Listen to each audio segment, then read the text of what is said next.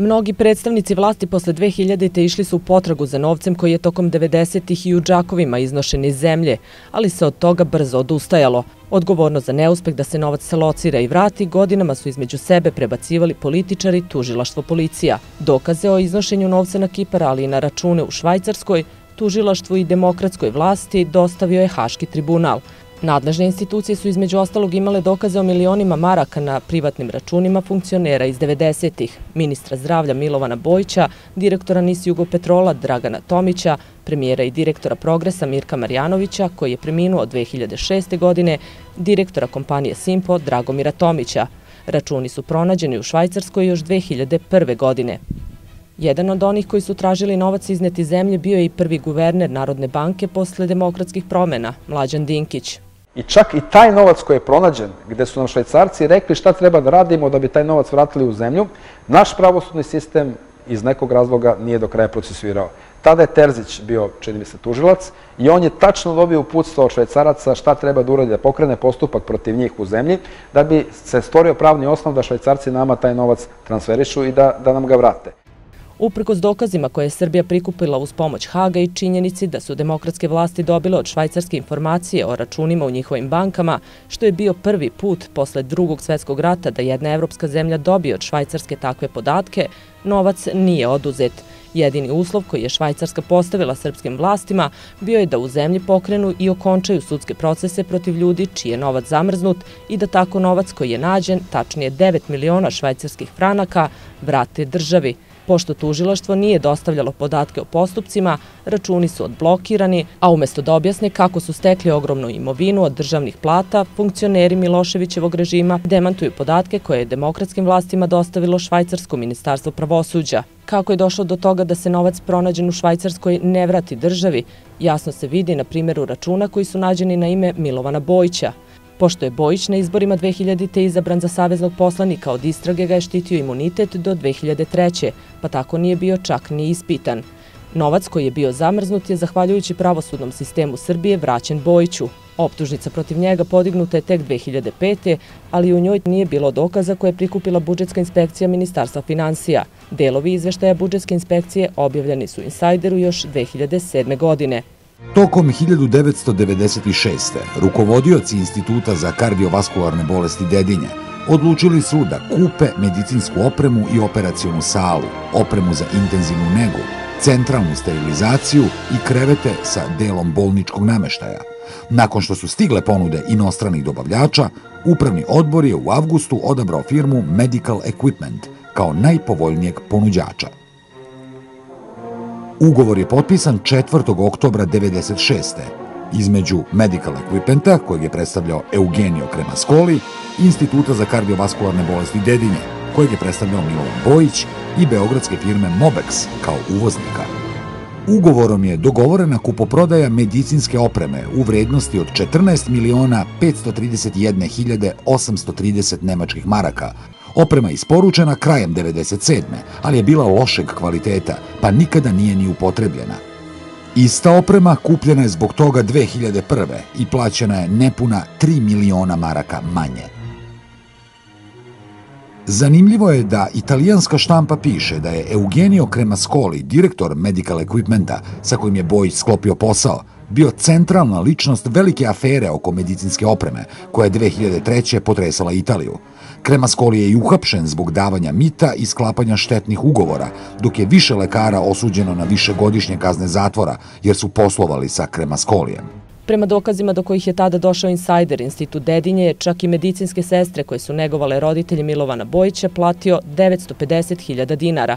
Bojić je uzeo više od 13 miliona dinara od Zavoda za zdravstveno osiguranje i uplatio reklame Radiju S u vlasništvu funkcionera SPS-a Zorana Anđelkovića, pri čemu budžetska inspekcija nije pronašla nikakve dokaze o emitovanim reklamnim sadržajima. Otkriveno je i to da je Bojić novac poreskih obveznika iskoristio za kupovinu stana. Na sednici Upravnog odbora instituta, održanoj u maju 1996. doneta je odluka po kojoj se odobrava kupovina stambenog prostora u ulici Sanje Živanović zbog rešenja stambenog pitanja direktora, profesora doktora Milovana Bojića. Odobreno je da se za stan plati 300.000 maraka. Ugovor o kupoprodaji zaključen je sutradan.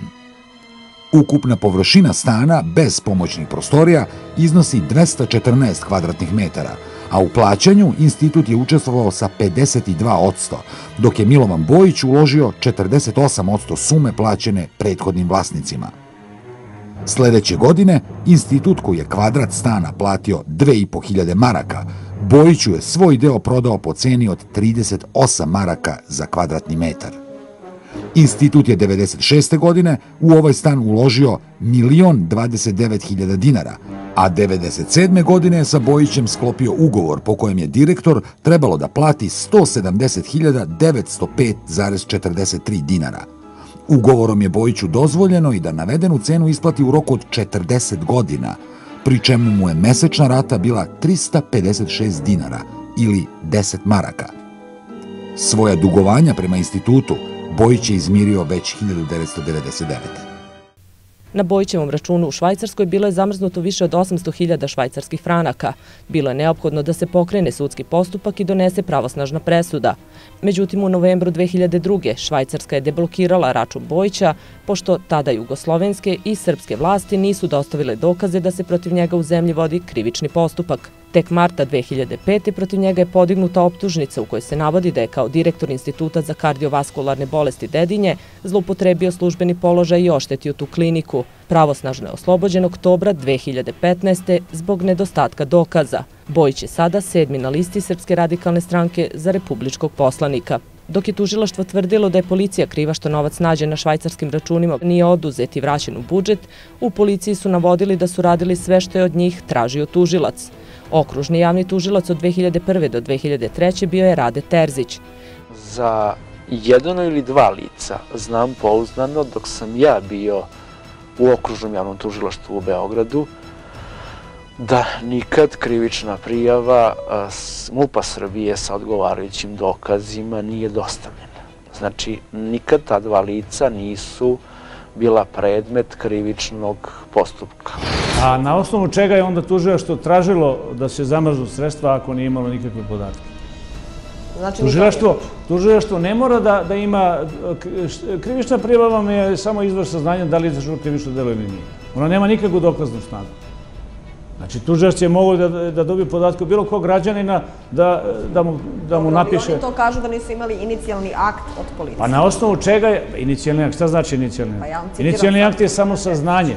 Ali ja vam kažem, na osnovu čega je onda tužilaštvo tražilo od švajcarskih organa da se zamrznu sredstva ako nije imalo nikakve podatke?